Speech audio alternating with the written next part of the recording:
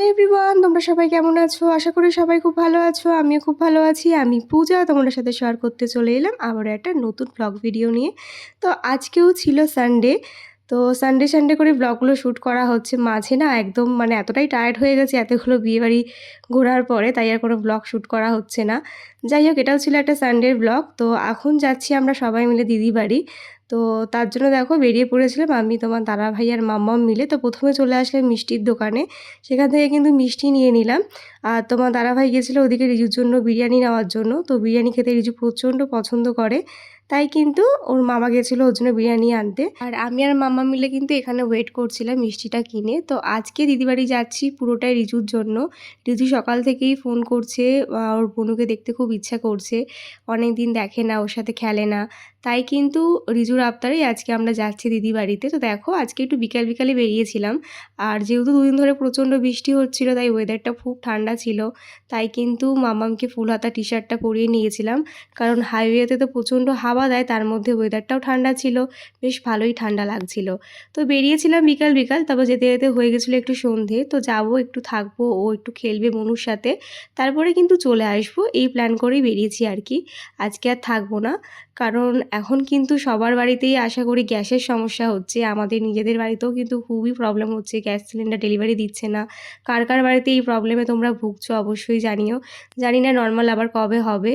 তো দেখো গল্প করতে করতে চলে আসলাম দিদি বাড়িতে। তো দিদি বাড়িতে আশা করি দিদির গলিটা দেখে বুঝতেই পারছো, এই হচ্ছে দিদি বাড়ি, ওই যে দিদির ব্যালকানি। তো যাই হোক দেখো চলে আসলাম দিদি বাড়ি। আর আসার পরেই কিন্তু রিজু কিন্তু ওর বোনকে পেয়ে তো খুব খুশি হয়ে গেছিলো। তো দেখো হাতে কিন্তু বোনের সাথে খেলা শুরু করে দিয়েছে। তো আমরা আসবো বলে কিন্তু দিদি এখানে রান্না বান্না করে একদম রেডি। আমাদের বলেছিল আজকে লাঞ্চ করতে, তবে যেহেতু সানডে আর সপ্তাহে একদিন ছুটি পাওয়া যায়, তাই তোমার দাদাভাই বললো যে না, লাঞ্চ আর করবো না, আমরা বিকেলবেলাতেই যাব। বলেছিল ডিনারটা করে যেতে, তবে আমরা বলেছি না, ডিনার করবো না, জাস্ট টিফিন খেয়ে চলে যাবো আর কি। তো দেখো এখানে কিন্তু মাম্মাম এসেই ওর পিমনির বাড়িতে, এই জায়গাটা ওর খুব প্রিয় একটা জায়গা, এখানে এসে বসে পড়েছে খেলার জন্য। তারপরে রান্নাঘরে এসে দেখি দিদি আমাদের জন্য বানিয়েছিল চাউমিন, আবার এদিকে এগ রোলও বানাচ্ছিল। সবটাই কিন্তু দিদি আজকে ভালোবেসে আমাদের জন্য বানিয়েছে। তো আমরা আসি, তার জন্য কিন্তু দিদি আগে থেকে সব প্ল্যান করে রেখেছিল। শুধু যে আমাদের জন্য বানিয়েছে তা নয়, বাড়ির জন্য কিন্তু অনেক কিছু আজকে রান্নাবান্না করে রেখেছিল, আমাদের প্যাক করে দিয়েছিল। যাই হোক প্রথমে কিন্তু চাউমিনটা মামামকে খাইয়ে দিচ্ছিলাম। ওকে আমি টিফিনটা খাইয়ে আনিনি, দিদিকে বলেছিলাম তোমার বাড়ি গিয়ে খাওয়াবো। তো মামামকেও টিফিনটা খাওয়ানোর পরে কিন্তু দেখলাম রান্নাঘরে এসে দিদি এখন আমাদের জন্য এগ রোল বানাচ্ছে। আর এগ রোলটা কিন্তু খুবই সুন্দর বানিয়েছিল, দিদি দেখতেই পাচ্ছ কত সুন্দর করে বানাচ্ছে। তো দেখো এগ রোল আর চাউমিনটা তোমার দাদাভাইকে প্রথমে দিয়ে দিলাম। দিদি সবটা সাজিয়ে গুছিয়ে দিল, আর আমি সার্ভ করে দিলাম আর কি। তো দেখো তোমার দাদাভাই তো বলছে এত খাবার খেয়ে কি বাড়ি যাওয়া যায়, মানে এত খাবার কি একসাথে খাওয়া যায়। তো ও বললো যে এগ রোলটা পুরোটা খাবো, চাউমিনটা আমাকে হাফ নিয়ে নিতে। তো দেখো জামাইবাবু এখানে টিভি চালিয়ে দিয়েছিল, আমরা সবাই মিলে একটু আড্ডায় আর কি গল্প করলাম। তো সুন্দর একটা সময় কাটালাম অনেকগুলো দিন পর। তারপরে কিন্তু আমাকেও চাউমিন এগ রোল দিয়ে দিয়েছিল। তো আমি যেহেতু এখন ডায়েটিং করার পরে এত খাবার খেতে পারি না, তাই কিন্তু আমি এটার হাফ খেয়েছিলাম। তবে চাউমিন বলো আর এগ রোল দুটো রান্নাই কিন্তু বেশ ভালোই হয়েছিল, আমার তো খুব ভালো লেগেছে। আর দেখো হোমমেড খাবারের কিন্তু একটা আলাদাই টেস্ট হয়, যাই বলো তাই বলো, আমার তো খুব ভালো লেগেছে। তো চাউমিন এগ রোল খাওয়ানোর পরে কিন্তু দিদি শান্তি হয়নি, তাও মনে হচ্ছে আমাদের কম খাবার দিয়েছে। তারপরে কিন্তু বাড়ি ফেরার পথে চিকেন দিয়েছিল। তো এটা থেকে আমরা বললাম একটা প্লেট তুলে নিতে, একটা থেকে আমি আর তোমার দাদাভাই মিলে খেলাম। তারপরে কিন্তু অনেকটা সময় কেটে গেছে, এখন দেখো রিজু ওর বোনুকে জুতো পরিয়ে দিচ্ছে।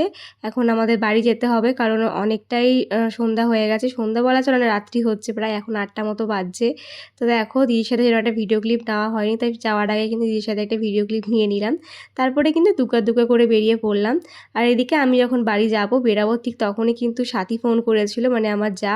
আজকে ছিল মাম্মামের দিদিভাইয়ের বার্থডে, মানে বার্থডেটা কালকেই ছিল, শনিবার থাকার জন্য কিন্তু কালকে সেলিব্রেশন হয়নি, আজকে সেলিব্রেশন হবে। তাই কিন্তু ওরা বললো বাড়ি ফেরার পথে অবশ্যই দেখা করে যেও। তাই কিন্তু দেখো তাড়াহুড়ো করে বাড়ির জন্য বেরিয়ে পড়লাম, কারণ বাড়ি গিয়ে এখন আমাদের জন্য ওয়েট করছে, মামামের জন্য ওয়েট করছে ওর দিদিভাই, যেহেতু ওর বার্থডে সেলিব্রেশন হচ্ছে। হয়তো কেক কাটিংয়ের সময় আমরা থাকতে পারবো না, তবে যাওয়ার আগে মানে বাড়ি ঢোকার আগে ওর সাথে দেখা করে তারপরেই বাড়ি ঢুকবো। তো বললাম না রাস্তায় খুব ঠান্ডা ছিল, সন্ধ্যেবেলাতে ঠান্ডা আনার বেরিয়েছিল, তাই মামামকে কিন্তু ওর পিউনির থেকে আনা একটা ওড়না সেটা দিয়ে কিন্তু মামামের কানটা ঢেকে নিয়েছিলাম। আর দেখো বলতে বলতে চলে আসলাম বাড়িতে। বাড়ি ঢোকার আগে কিন্তু মামামকে নিয়ে চলে গেছিলাম ও জেম্মা বাড়ি। তো দেখো এখানে দুই বোন কিন্তু একে অপরকে পেয়ে খুব খুশি হয়ে গেছে। হয়তো কেক কাটিংটা একসাথে করতে পারিনি, তবে শেষবেলাটাই কিন্তু দুজনে দেখা হয়েছে, এটাই কিন্তু ওরা খুব খুশি।